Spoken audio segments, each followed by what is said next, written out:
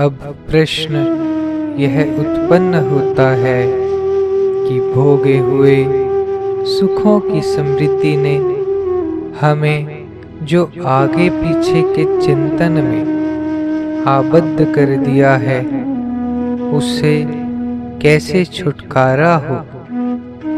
उसके लिए साधक को योग्यता, ईमानदारी तथा परिश्रम पूर्वक वर्तमान कार्य को पवित्र भाव के द्वारा करना होगा और कार्य के अंत में अपने में छिपी हुई जिज्ञासा तथा प्रिय लालसा को जागृत करना होगा। कारण कि चिंतन शक्ति हमें तत्व जिज्ञासा एवं प्रिय लालसा की ओर अग्रसर होने के लिए मिली है। उसका उपयोग विषयों के चिंतन में नहीं करना चाहिए।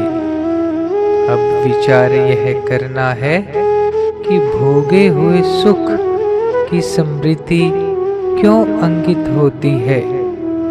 उसके लिए कहना होगा कि हम अपने को भोगी मानकर भोग करते हैं। इस कारण किए हुए का संस्कार अंकित हो जाता है। यह नियम है कि कर्ता जैसा अपने को मानता है वैसा ही बन जाता है और जो करता है उसका संस्कार अंकित हो जाता है। अंकित संस्कार ही भोगे हुए सुखों की समृद्धि कराने में समर्थ होते हैं। अतः उनके मिटाने के लिए हमें अपने को भोगी मानकर भोग नहीं करना चाहिए। जब हम अपने को भोगी न मानकर साधक मान लेंगे, तब हमें प्रत्येक प्रवृत्ति की वास्तविकता का अनुभव हो जाएगा।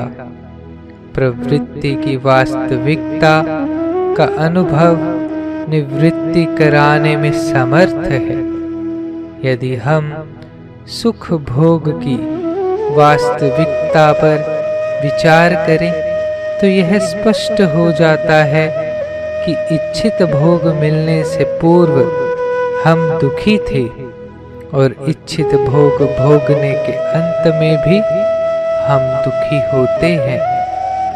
तो जिस सुख के आरंभ में दुख और अंत में दुख, उस सुख की लालसा करना कहाँ तक उचित है। तो कहना होगा कि सुख की लालसा करना भूल है और कुछ नहीं।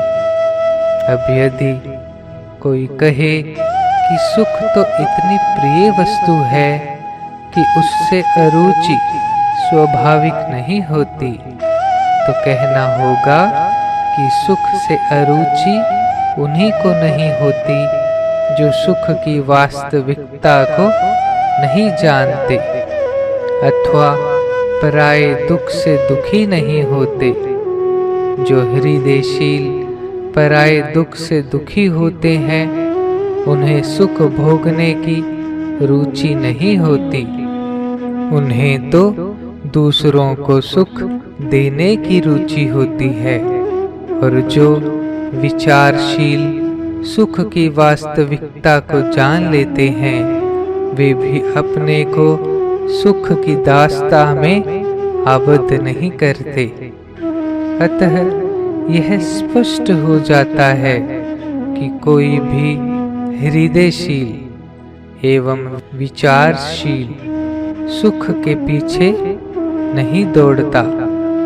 सुख भोग की आसक्ति मिटते ही स्थूल शरीर से असंगता आ जाती है। कारण कि इंद्रिय जन्य विषयों से अरुचि हो जाती है और विषय चिंतन मिट जाता है। विषय चिंतन मिटते ही सार्थक चिंतन उदित हो जाता है और सूक्ष्म शरीर से असंग होने की योग्यता आ जाती है। जिस काल में सार्थक चिंतन अचिंतता में बदल जाता है, उसी काल में साधक सूक्ष्म शरीर से असंग हो जाता है। दीर्घ काल तक अचिंत्य रहने से कारण शरीर से असंग करने के लिए स्वयं अलौकिक विचार का उदय होता है, जो अविचार को खाकर कारण शरीर से असंग कर देता है। तीनों शरीरों से असंग होते ही अमर जीवन स्वतः प्राप्त होता है, जो मानव जीवन है। देहाभिमान गल जाने पर माना हुआ अहम भाव, जो विभिन्न मान्यताओं से प्रतीत होता था, शेष नहीं रहता और जीवन योग, बोध तथा प्रेम से परिपूर्ण हो जाता है। हमारी जो मान्यताएं साधन रूप हैं, वे छिपे हुए राग द्वेष को मिटाकर हमें निर्मल बना देती हैं। निर्मलता आते ही जो नहीं करना चाहिए वह मिट जाता है और जो करना चाहिए वह स्वतः होने लगता है। वही मानव की मानवता है। उस मानवता को विकसित करने के लिए हमें माने हुए अहम के अनुसार जो कर्तव्य है, उसे निर्मोहता पूर्वक अभिनय के स्वरूप में विधिवत कर देना चाहिए। यह नियम है कि जो प्रवृत्ति अभिनय के रूप में की जाती है, उसमें जीवन बुद्धि नहीं होती, न कर्तापन ही अंकित होता है और न उस मान्यता में ही सद्भाव होता है, अपितु वह प्रवृत्ति किसी वास्तविकता का अनुभव कराने मात्र के लिए होती है। जिस प्रवृत्ति में सद्भाव नहीं होता, उस प्रवृत्ति का राग अंकित नहीं होता और राग रहित होने पर माने हुए अहम भाव की सत्यता सदा के लिए मिट जाती है। उसके मिटते ही जीवन प्रीति से परिपूर्ण हो जाता है, जो सबको अभीष्ट है।